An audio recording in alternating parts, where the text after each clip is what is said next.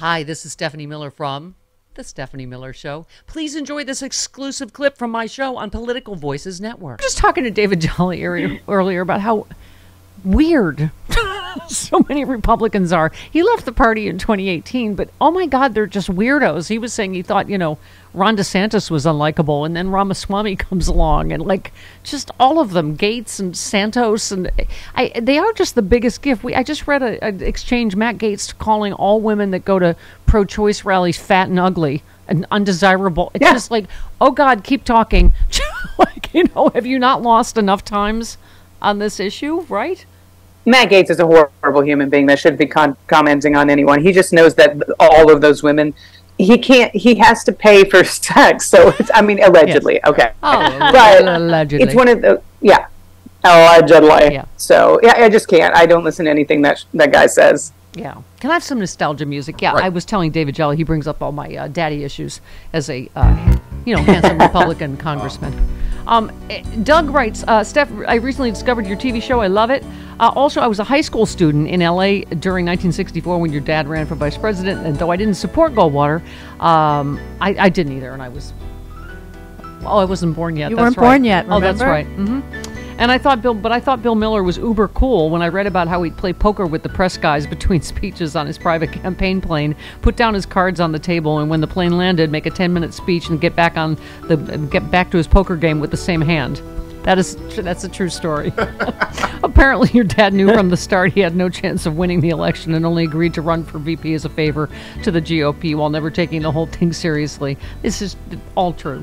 His determination to enjoy himself through the 64 campaign, regardless of what happened, permanently endeared himself to me, and I had to believe he was a fun dad for you to have. He was. Thank you. Doug in Burbank. P.S. I think you're a smoking hot lady.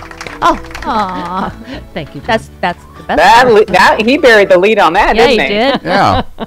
But I just was saying my dad would be horrified at this, as I called it to David, a Star Wars bar scene of creatures that now inhabit the Republican Party. He did. He had a great sense of humor. He didn't, that was a famous story. He was like, he'd make the plane circle longer so he could finish his poker game because he knew they weren't going to win, right? But anyway, I don't think this party is savable. Do you? They're just... Oh, absolutely not. And I do apologize. There's a leaf blower right outside the window, so hopefully no one's hearing that. We can't. I think the party's lost. They're going to have to rebuild from the ground up. And by the ground, I mean 6 feet under. This thing's dead. They now have MAGA and all of these horrible people. And I know that you said your father would be horrified. I think there's still a couple people with some sense of moral compass that are horrified right now at the party. Yeah. But they don't know what to do about it. They don't want to lose their seats. You come out too hard against them. And, there's a good example of Liz Cheney. She came out too hard in favor of democracy and saving this country, and she lost her seat to a MAGA lunatic. Oh, are you sure that's not George Santos, Harriet Hegeman? Very similar. Did either of them play the Joker? Okay. Do we see them together ever? Dana, I was saying to David, they've lost the whole, I was saying my dad had a famous line on the campaign trail, the Democratic Party, they have one hand in your pocket, one hand in everybody's pocket, the other hand in everybody's business. Well, first of all, my dad worked with Eisenhower when he was in Congress, and the tax rate was 90% then, as Thom Hartmann brought up the other day.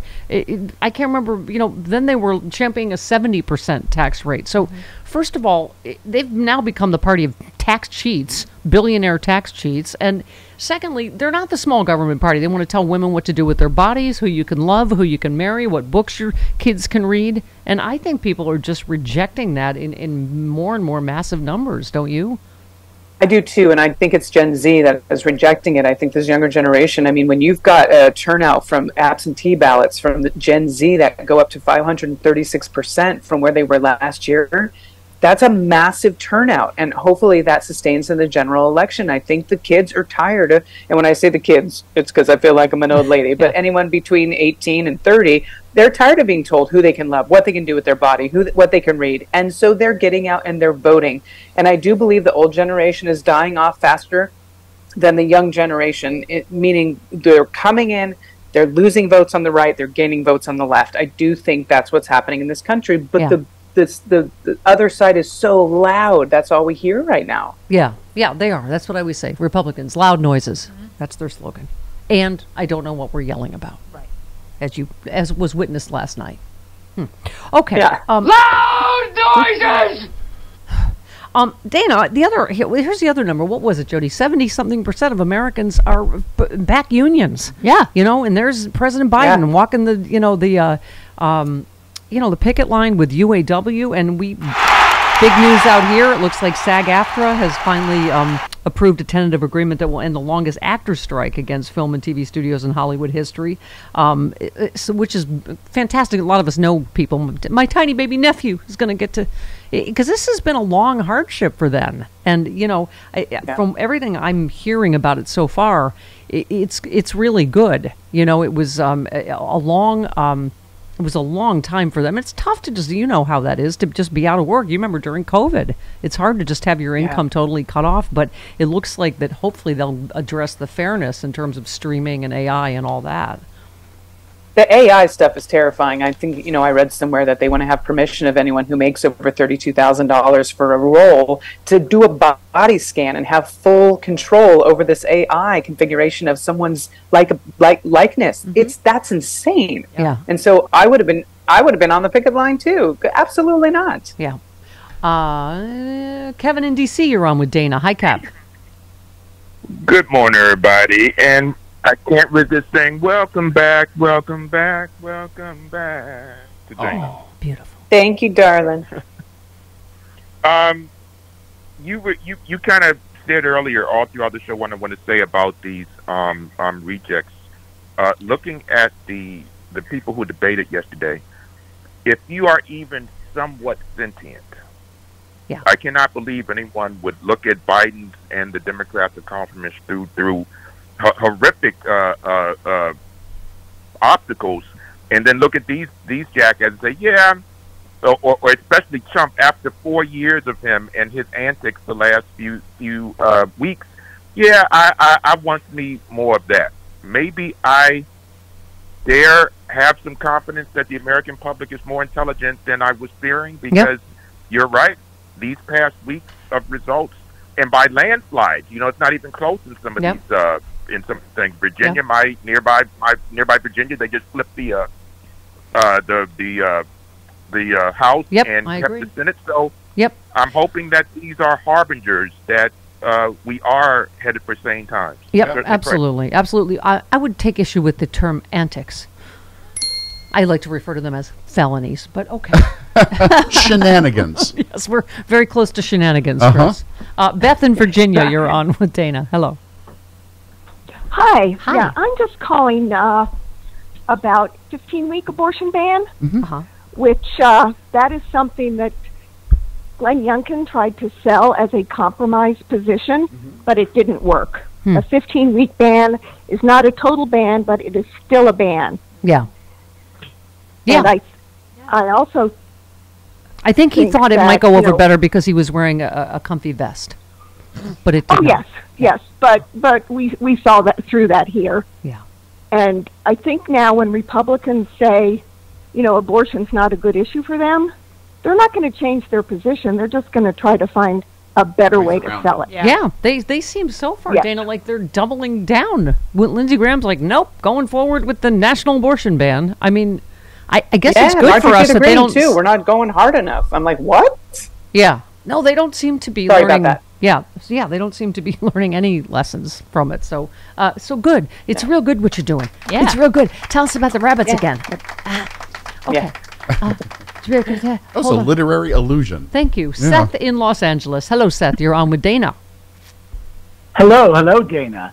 I have two observations. The first is Vivek Ramaswamy. What is he doing following teenage girls on TikTok and first? Thank you. Creepy. Very good question. So the other thing is, am I crazy? Did anyone else hear Tim Scott talk about the Christian values that saved his life? Really quickly, he threw it out there, and I've got to believe he's talking about conversion. Conversion therapy. Yeah, I'm sorry. Yeah, I mean, by the way, did you watch the interview with Mike Johnson and his creepy Handmaid's Tale wife with the baby voice and the gay conversion therapy? Oh no, I can't. But now I want to. Yeah. Oh, this guy is gay. I mean, listen, my gaydar is going way off. I said Johnson. resting gay face. Everyone's is. Yeah, he's like quirky people that and don't waiting for have government. gaydar are like, what is that noise? There's something beeping. Yeah. It was like quirky and waiting for Goffman. That interview, you're just like, is he going to talk about her pantsuit soon? Yeah, but he probably hates us in our ass face for even saying that because we're bastard people. I just hate you, and I hate your ass face. Wow. I don't even know where to start with that whole creepy. His son and his son monitor each other's porn addictions. I can't. It makes my head explode. And by son, you mean? And by no, son, not that one that's like not 11 the years adopted. younger than him. Which?